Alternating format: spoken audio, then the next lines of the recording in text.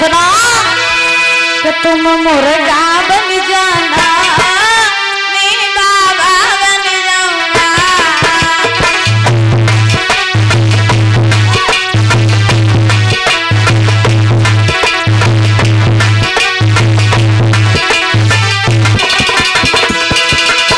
श्रोताओ, इंद्र ने चंद्रमा से बात कही, चंद्रमा तुम मुर्गा बन जाना और मैं बाबा बन जाऊंगा, और तुम आधी रात के समय जा करके आवाज लगा देना गौतम ऋषि के आश्रम पे, और जब गौतम ऋषि चले जाएंगे तो हम बाबा बन करके अहिल्या के साथ में छल कर लेंगे। तुम मुर्गा बन जाना, मैं बाबा बन जाऊंगा।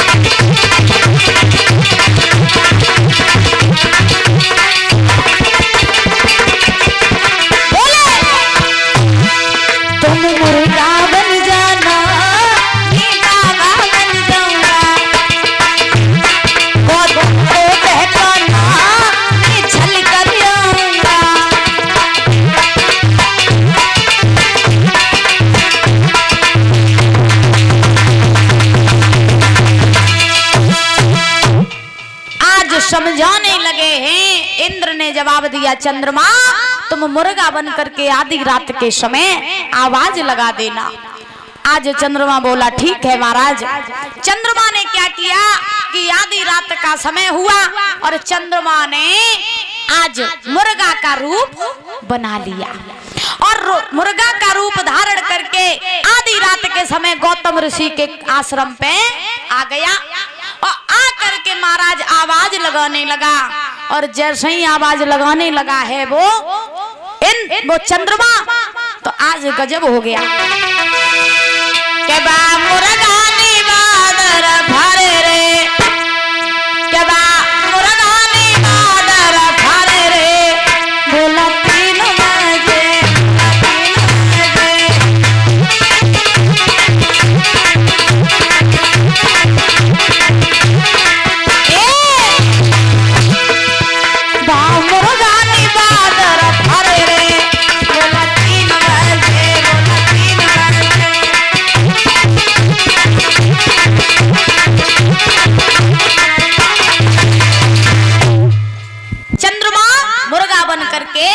गौतम ऋषि के कुटिया पर आया और आवाज लगा दी।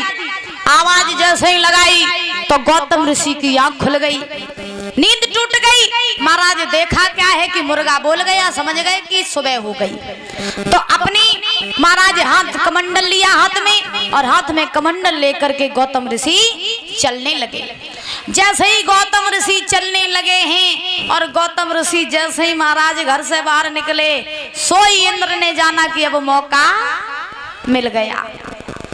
तो इंद्र ने बाबा का रूप धारण किया और बाबा का रूप धारण करने के बाद में इधर वो इंद्र जिस जगह अहिल्या सो रही थी उसी के पास में आकर के महाराज लेट गया और अहिल्या के साथ में छल कर दिया।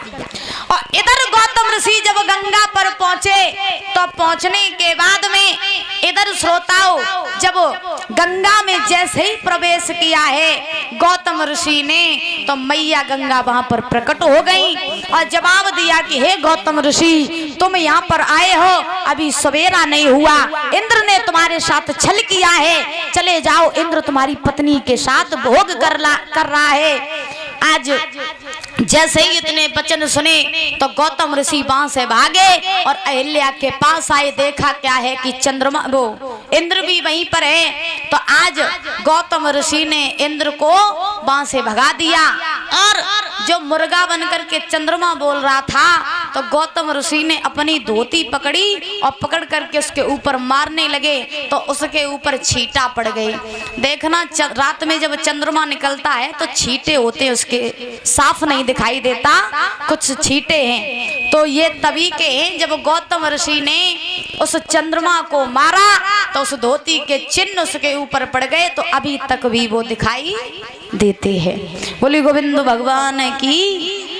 इधर इंद्र वहां से भाग गया, चंद्रमा भी भाग गया। इधर गौतम ऋषि ने श्राप दिया कि हे अहिल्या, तुम्हें पराये पुरुष ने स्पर्श किया है, जाओ हम तुम्हें श्राप देते हैं कि तुम पत्थर की बन जाओ। अहिल्या ने बहुत प्रार्थना की, प्रभु अपना श्राप वापस ले लीजिए। उसी समय गौतम ऋषि ने जवाब दिया, हे अहिल्या, हम अपना श्राप वापस तो नहीं ले सकते हैं, लेकिन त्रेता युग जब आएगा और जब प्रभु श्री राम का अवतार होकर के आएगा तब वो अपने पग से यानी अपने पैरों से तुम्हें तारेंगे, तुम्हारा उद्धार करेंगे। ध्यान रखना। जैसे ही आज इधर विश्वामित्र ने सारा हाल बताया है राम को कि हे बेटा राम, ये वही अहिल्या है जिसके पति ने इसे श्राप दिया था। अब तुम ऐसा करो कि विलंब ना करो, अपने चरण कमलों से इसका उद्धार कर दो।